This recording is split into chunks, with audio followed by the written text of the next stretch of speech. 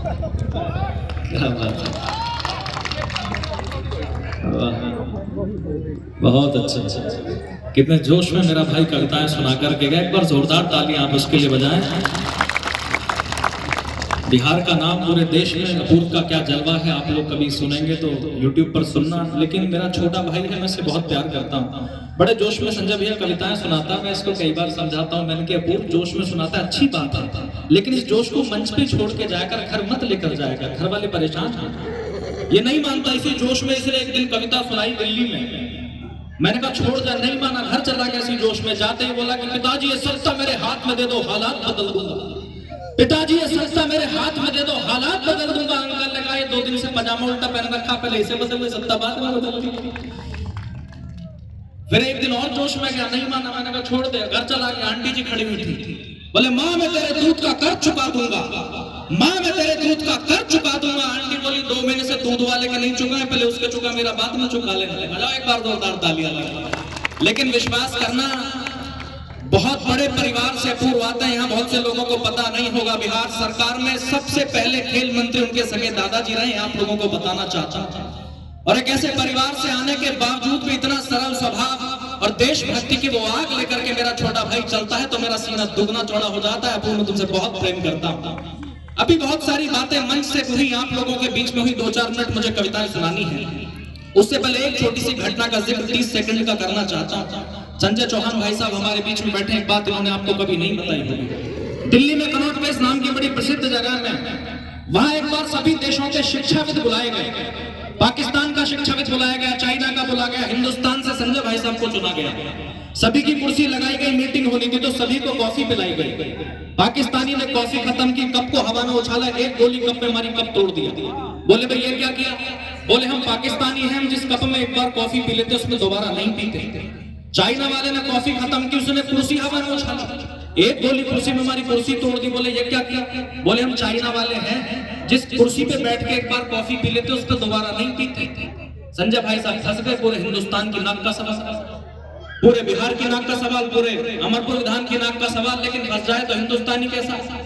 भाई साहब ने कॉफी खत्म की, कप को रखा, पीछे से लाइसेंसी पिस्टल निकाली, एक पाकिस्तान की खोपड़ी में मारी, एक चाइना वाले के दोनों ढेर। बोले ये क्या किया? बोले बेटा हम हिंदुस्तानी हैं, जिस कॉफी में इस कप में एक बार पी लेते हैं, जिसके साथ बैठ करके पी लेते हैं उसके साथ दोबारा नहीं पीते।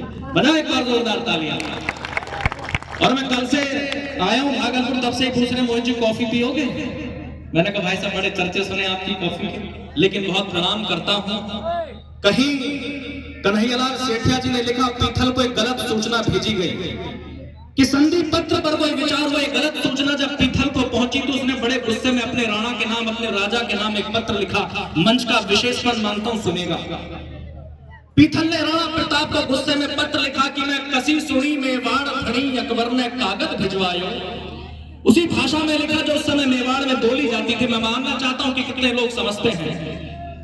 पीथल ने लिखा मैं कसी सुनी मेवाड़ खड़ी अकबर ने कागज भिजवायो, मैं कसी सुनी के नाहर मुगलारा पिंजरा में आयो, मैं कसी सुनी राणा प्रताप रजपूती रणना छोड़ गई, मैं कसी सुनी मेवाड़ खड़ी मूछाती मोठ मरोड़ गई, मैं कसी सुनी सूरज औचक धरती के ऊपर टूट पड़ा, मैं कसी सुनी रजपूतारी तलवारा ऊपर जंग चढ़ा, और मात कटा हाथा धरो मूछा धरो रुबा, इन तो बाता एक सच जल्दी दिखो प्रताप।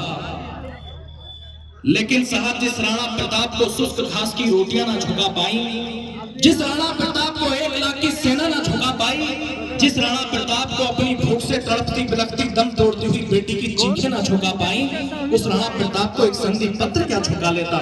प्रताप ने जवाब लिखा पीथल के नाम और कहा कि उदन आया पेला पीथल माथो मारे कट जावेला, उदन आया पेला पीथल माथो मारे कट जावेला, जोशीली फौज बड़ा जो था करवाला ले कट जावेला, थे पीसासा रही जो पीथल राणो रण में हुंकारेगा, तन पे माथो रहता पीथल राणा हिम्मत नहीं हारेगा, तन पे माथो रहता पीथल राणो हिम्मत नहीं हारेगा।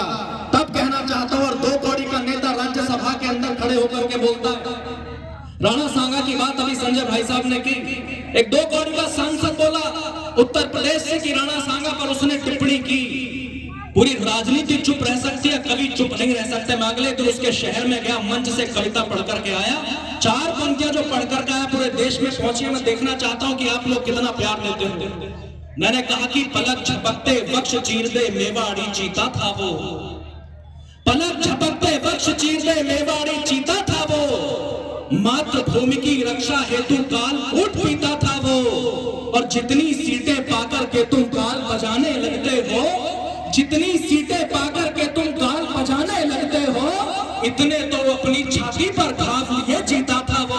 इतने तो अपनी, आपकी तालियां कमजोर है, माफ करना सर, इतने तो अपनी छाती पर घाव लिए जीता था वो, इतने तो अपनी छाती पर घाव लिए जीता था। और क्या किया महाराणा प्रताप ने, दिखा दिया राजस्थानी गौरव गुमान क्या होता है, ये दिखा दिया राजस्थानी गौरव गुमान क्या होता है, शत्रु की छाती पर चढ़ करके शौर्य गान क्या होता है, दिखा दिया तुमने रण में सिंहों का लाल नहीं झुकता, बेटे राणा के जैसे हो तो माँ का भाल नहीं झुकता, दुश्मन रणदान अगर मांगे, आपकी चेतना मांगता हूं आगे से पीछे तक, दुश्मन रणदान अगर मांगे तो जोश जुनून नहीं रुकता, दुश्मन रणदान अगर मांगे तो जोश जुनून नहीं रुकता, रथ चक्र समय का रुक जाए रजपूती खून नहीं रुकता, रथ चक्र समय का रुक जाए, रथ चक्र समय का रुक जाए रजपूती खून नहीं रुकता। मैं पुनः आप लोगों को बहुत सारी शुभकामनाएं देना चाहता हूं, पूरी आयोजन कमेटी को, बड़े भाई साहब संजय चौहान जी को। समय बहुत हो गया, काफी देर से आप लोग यहाँ लगातार बैठे हैं। बस युवा पीढ़ी से इतना कहना चाहता हूँ कि इस भारत को विश्व गुरु का पावन दर्जा लौटा दो, इस भारतवर्ष को विश्व गुरु का फिर पावन दर्जा लौटा दो, फिर देश प्रेम के भावों से चेतक का कर्जा लौटा दो, फिर देश प्रेम के भावों से चेतक का कर्जा लौटा दो। और अंतिम 6 पंक्तियां जो आपसे पुनः वही पढ़ना चाहता हूं जो पढ़ करके गया कि इस देश की तरुणाई को और इस देश के युवाओं को बनना क्या है। आप महाराणा प्रताप को पढ़ें, लेकिन महाराणा प्रताप के 2-3 संस्कार भी अपने अंदर उतार लेंगे तो आपका जीवन सफल हो जाएगा। इसीलिए कहता हूं कि बहती नदिया की धार बनो, बहती नदिया की धार बनो, कुल की रक्षा में खार बनो, वीरों का तुम श्रृंगार बनो, मेहमानों का सत्कार बनो, तुम प्यार बनो, अंगार बनो, जलगार बनो, ललकार